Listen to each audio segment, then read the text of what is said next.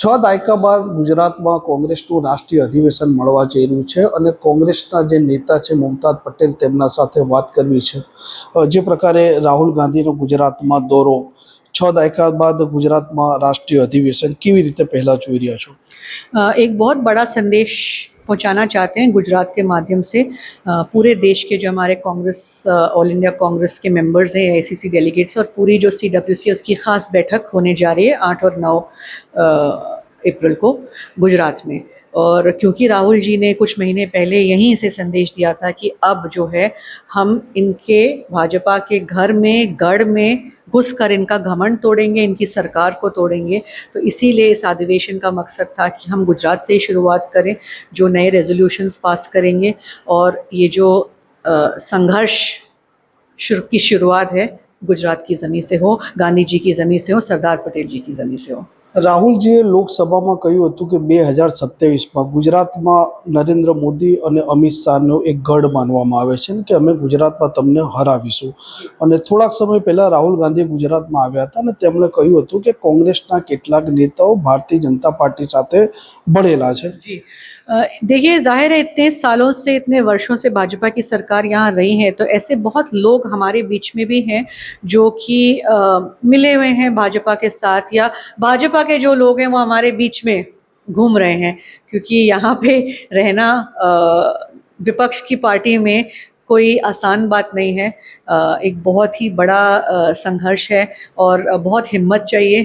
बहुत ही ज़्यादा सब्र और धैर्य चाहिए। तो ऐसे बहुत लोग हैं जो कि रोक रहे हैं, कांग्रेस को कमज़ोर बना रहे हैं, क्योंकि रहते तो कांग्रेस में लेकिन काम बीजेपी के इशारों से करते हैं। तो ये बात राहुल जी और संगठन समझ गए हैं, तो इसीलिए चुन के ऐसे लोगों को ढूंढा जा रहा है जो कि पहले,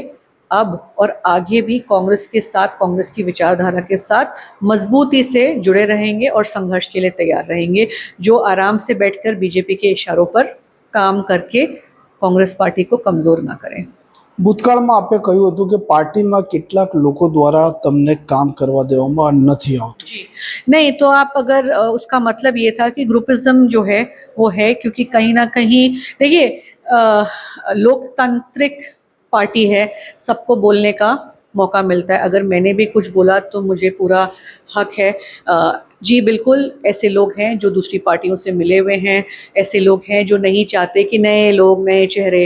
आगे आए। तो उस कॉन्टेक्स्ट में मैंने ये बात कही थी, और वो लड़ाई बहुत लोग हैं जो पार्टी में लड़ रहे हैं। शायद अगर सब साथ मिल के आ जाएं और सबकी जो फोकस हो वो सिर्फ पार्टी को मजबूत करने में रहे, तो कांग्रेस पार्टी हारेगी नहीं। तो हमारा भी संघर्ष यही है, हमारा मकसद और ये मैसेज था, यही था कि भाई सबको सामने आके, जो लोग चाहते हैं काम करना, जो लोग संघर्ष के लिए तैयार है, जो लोग हिम्मत कर रहे हैं, जो कांग्रेस की विचारधारा के साथ जुड़े हुए, हम जैसे लोग जो इतनी पीढ़ी से कांग्रेस पार्टी के साथ हैं, हम लोगों को मौका दें कि हम लोग कांग्रेस पार्टी को आगे लेकर चलें और मजबूत करें। રાહુલજી સાથે તમારી મુલાકાત થાય છે, કેન્દ્રના નેતાઓ સાથે મુલાકાત થાય છે, જે પ્રકારે ગુજરાતના પરિપ્રેક્ષમાં એમણે નિવેદન આપ્યું, ભૂતકાળમાં તમે આપેલું છે, તો મળ્યા પછી શું રજૂઆત તમે કરશો? यही कि ज़मीं से,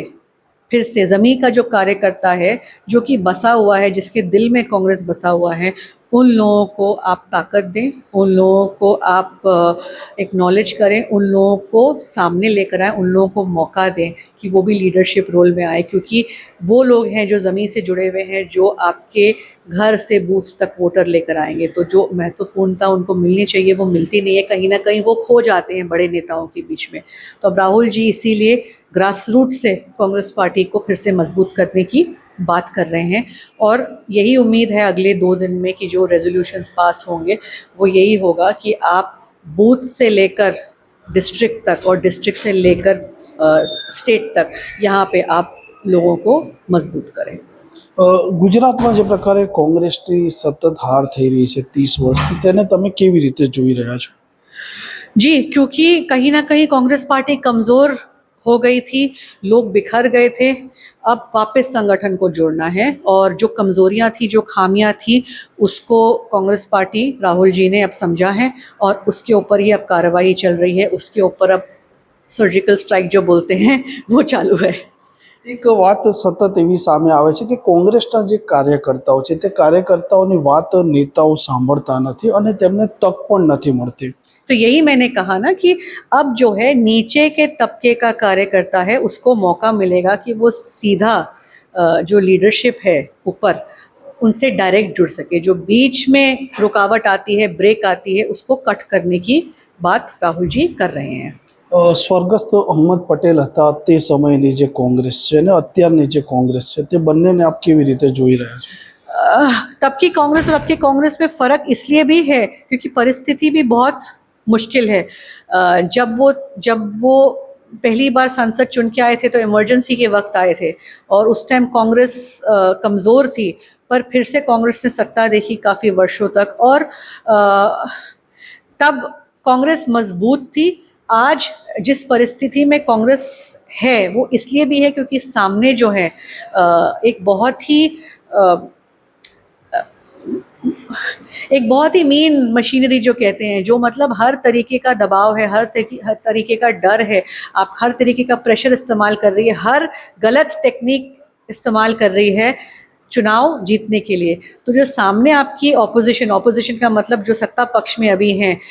वो हर चीज़ के कब्जे में है, जिसकी वजह से जीतते आ रहे हैं और इससे जनता के बीच में कांग्रेस कमज़ोर नज़र आती है. तो ये जो है इसको परसेप्शन को बदलना है और जैसा कि हम हमेशा कहते हैं जन आंदोलन होता है, लोग जुड़ेंगे आपके साथ. जब लोगों को समझ आएगा कि ये सरकार जो भी है आपके साथ क्या कर रही है, आपको सिर्फ पिछले 10-12 वर्षों में झूठ बता के आपको ब्रेन वॉश कर रही है, जब लोगों को समझ आएगा कि उनकी ज़िंदगी के साथ क्या खिलवाड़ हुआ है और आगे जाके उनके बच्चों का भविष्य जो है वो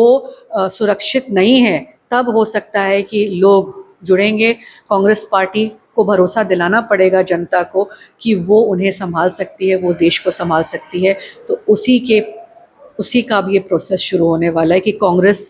फिर से मजबूती से घर घर तक हर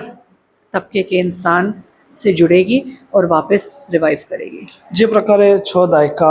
બાદ અહીં અધિવેશન યોજાવા જઈ રહ્યું છે, દેશમાં જે પ્રકારે અત્યારે અમિત શાહ, નરેન્દ્ર મોદીની એક પકડ છે, લોકો એમને પસંદ પણ કરી રહ્યા છે અને સામે કોંગ્રેસ પડકાર પણ આપી રહ્યું છે. પરંતુ આ જે ઠરાવો કયા કયા પ્રકારના રહેશે